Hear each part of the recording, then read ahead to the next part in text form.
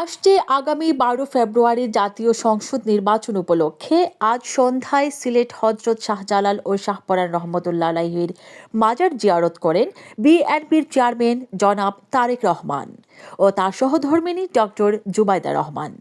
বিএনপির মহাসচিব মির্জা ফখরুল ইসলাম আলমগীর, চেয়ারপারসনের উপদেষ্টা খন্দকার আব্দুল মুকতাদির, বিএনপির কেন্দ্রীয় কমিটির নেতৃবৃন্দ সহ দেশের বিভিন্ন জেলা উপজেলার সর্বস্তরের নেতৃবৃন্দের উপস্থিতি ও প্রশাসনের কঠোর নিরাপত্তা।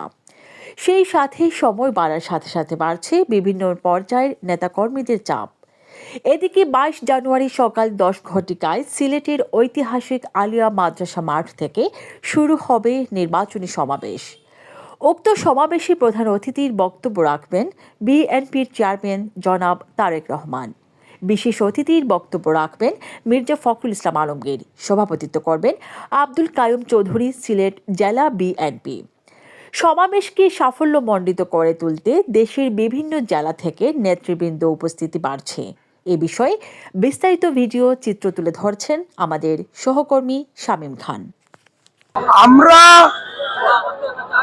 দানের শীষকে ধরে রাখবো, এক কথাই দানের শীষকে বিজয় করে ছাড়বো ইনশাল্লাহ। আগামীতে এই দানের শীষ হবে, এই দানের শীষই বাংলাদেশের গণতন্ত্র। বাংলার গরিব শ্রমিক দানের শীষকে ভালোবাসা, আর দানের শীষকে বিজয় করে বাংলার মানুষের ছাড়বে ইনশাল্লাহ ইনশাল্লাহ।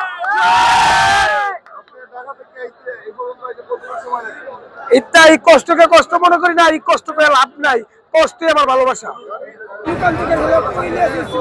কিনে এসেছি